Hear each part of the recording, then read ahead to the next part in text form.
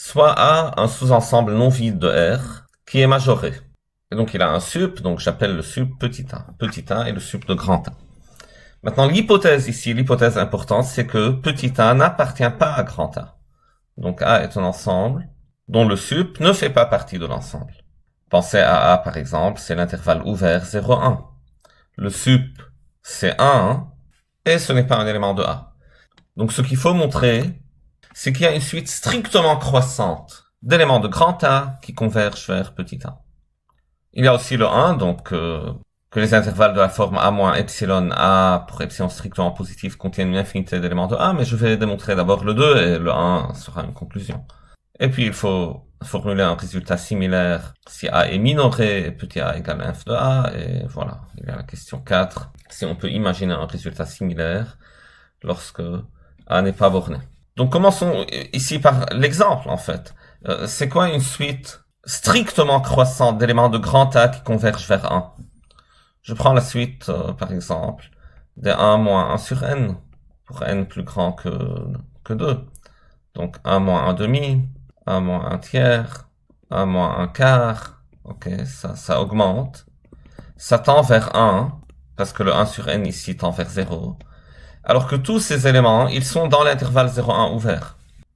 Maintenant, il est important que le sup ne fasse pas partie de l'ensemble, parce que sinon, si à la place de A égale 0,1, je prends A égale l'intervalle 0,1, mais avec le 2, avec singleton 2, alors là, le sup de A, c'est 2, il appartient à A, et donc le théorème ne s'applique pas. En effet, ici, je ne peux pas trouver une suite strictement croissante d'éléments de A qui convergent vers 2. Si elle doit être strictement croissante, elle ne peut pas contenir 2.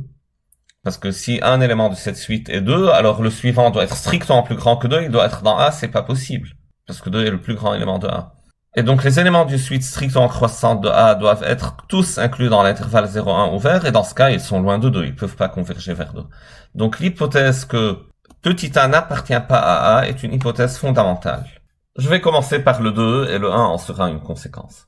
Et l'argument qu'on va faire, c'est un argument très utile. Il faut l'apprendre parce que ça va apparaître un peu partout, et plus tard en topologie métrique, on va toujours utiliser ce type d'argument. Donc ça, c'est R. Et puis, grand A est une partie de R, donc disons, voilà, c'est la partie en rouge. Et grand A a un sup que j'appelle petit a, donc disons, ça c'est petit a. Et je vais choisir une suite xn d'éléments de grand A qui est strictement croissante et s'approche infiniment de petit a. Et l'idée est la suivante. Je prends le terme A-1, l'élément réel A-1. Donc ça peut être n'importe où, ça peut être ici. Ça peut être ça, A-1. Et je dis que comme A est le plus petit des majorants, donc c'est le sup, c'est le plus petit des majorants, donc A-1 n'est pas un majorant de grand A. Et donc je peux trouver un élément x1 qui est strictement plus grand que A-1 qui appartient à grand A. Et maintenant je prends le nombre A-1 demi. Donc A-1 demi, ça peut tomber par exemple quelque part ici. A-1 demi.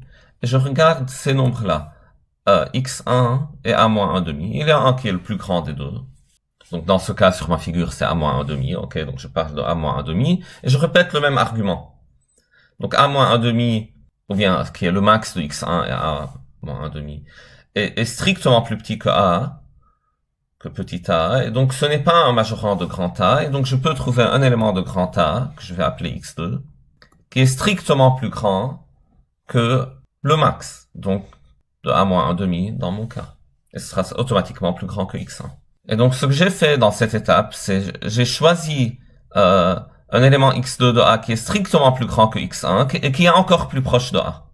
Et je répète ça. Maintenant, l'étape qui suit, je choisis un élément x3 de grand A qui est plus grand que x2 et dont la distance à petit a est encore plus proche, plus petite que 1 tiers. Pour faire ça, je fais pareil. Donc, je considère le terme A moins 1 tiers. Disons, si je dessine ça comme ça, ici, c'est strictement plus petit que A. Et x2 aussi, c'est strictement plus petit que A parce que x2 appartient à un grand A. Attention, on utilise vraiment que petit a n'appartient pas à grand A pour pouvoir dire que x2 est strictement plus petit que petit a. En fait, juste comme x2 appartient à grand A, je peux dire que x2 est inférieur ou égal à petit a. Mais comme petit a n'appartient pas à grand A, alors que x2 appartient à grand A, ils peuvent pas être égaux. Donc j'ai que x2 est strictement plus petit que petit a. Et donc quand je prends a moins 1 tiers et x2, ils sont tous les deux des nombres strictement plus petits que a. Donc le max des deux est strictement plus petit que a. Le max des deux est l'un d'eux. Donc sur ma figure, cette fois, c'est x2. Peu importe. Le max des deux, c'est strictement plus petit que petit a. Donc ce n'est pas un majorant de grand A, parce que petit a est le plus petit des majorants. Et je peux alors trouver un élément x3 de grand A qui est plus grand que le max des deux. Donc automatiquement, le x3 est plus grand que x2, donc c'est bon, jusque là, ma suite xn est strictement croissante. Et en plus, le x3 s'approche encore un peu plus de petit a, parce que x3 est plus grand que a moins 1 tiers. Et je continue comme ça. Et à l'étape n, ayant construit xn, comment je fais maintenant? Je construis xn plus 1, de la même façon. Donc je dis que le max de xn et de a moins 1 sur n est strictement plus petit que petit a. Donc il existe xn plus 1 de grand A qui est plus grand que ce max, et donc le xn plus 1 est strictement plus grand que xn, et la distance entre xn plus 1 et a est plus petite que 1 sur n. Et donc si je continue ça jusqu'à l'infini, je garantis que la suite des xn est strictement croissante, et les xn moins a deviennent infiniment petits, deviennent plus petits que 1 sur n, donc ça tend vers 0. Lorsque n tend vers l'infini, et j'ai la convergence. Donc on utilise notre connaissance intuitive maintenant de la notion de convergence, parce qu'on va définir plus tard exactement, rigoureusement, c'est quoi cette notion. Écrivons ça. Donc je dis pour le 2, soit x1, un élément de A quelconque. Et maintenant je veux dire comment je construis les autres éléments, donc je veux le faire par récurrence. Supposons qu'on a construit la suite jusqu'à l'ordre n, donc qu'on a x1 plus petit que x2, etc. jusqu'à xn, et qu'ils sont tous dans A, les xi dans A. Comment on fait pour construire xn plus 1? C'est ça la question. Et donc, le cas x1 égale 1, c'est un cas spécial de ça. Donc, le cas où cette suite-là s'arrête à x1. Donc, on va pas le faire comme cas à part. Donc, la première chose que je dis, c'est que xn appartient à A, donc xn est inférieur ou égal au sup de A, qui est petit a. Or, petit a n'appartient pas à A, alors que xn appartient à A, et donc ils peuvent pas être égaux. Et on peut dire que xn est strictement plus petit que A. Et je peux dire aussi que A moins 1 sur n est strictement plus petit que A. Voilà, pour ce n-là, c'est un n strictement positif, donc A moins 1 sur n, c'est strictement plus petit que A. Et xn est plus petit que A. Donc, posons yn égale le max de xn et a moins 1 sur n. Le max des deux, le plus grand de ces deux éléments, est plus petit que a. Yn est strictement plus petit que a, parce les deux sont strictement plus petits que a. Maintenant, d'après la définition de a est le sup de grand A. Alors, petit a égale sup de grand A. Donc, c'est le plus petit des majorants, et yn est plus petit que ce sup-là. Donc, yn n'est pas un majorant de grand A. Donc, yn ne majore pas. Et donc, je peux trouver un élément de grand A qui est strictement plus grand que yn. Et je l'appelle xn plus 1. Et ça, c'est mon n plus 1e élément de la suite. Donc, soit xn plus 1, un élément de grand A tel que yn soit strictement plus petit que x indice n plus 1. Et maintenant, mais le yn, lui, il est plus grand ou égal à xn et à 1 moins 1 sur n. Donc je peux dire, bon, que le xn est plus petit ou égal à yn, qui à son tour est strictement plus petit que xn plus 1. Et aussi, le a moins 1 sur n est plus petit ou égal à yn, qui est strictement plus petit que xn plus 1.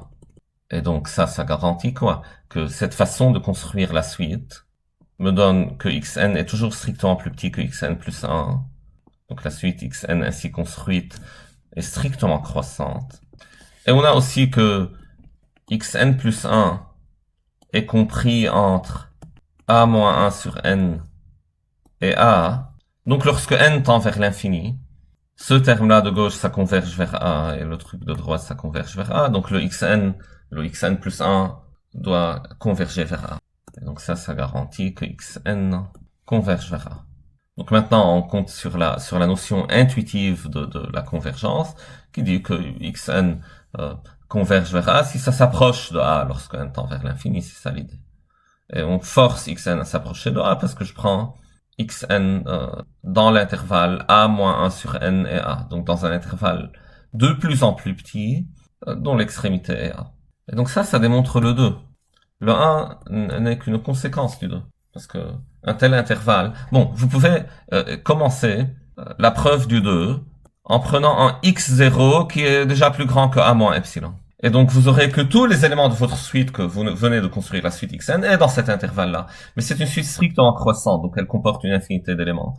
Et donc un tel intervalle, ça comporte une infinité d'éléments de grand A. Formuler un résultat similaire si grand A est minoré et petit a égale l'inf de grand A, oui, donc là, le même théorème, ça marche.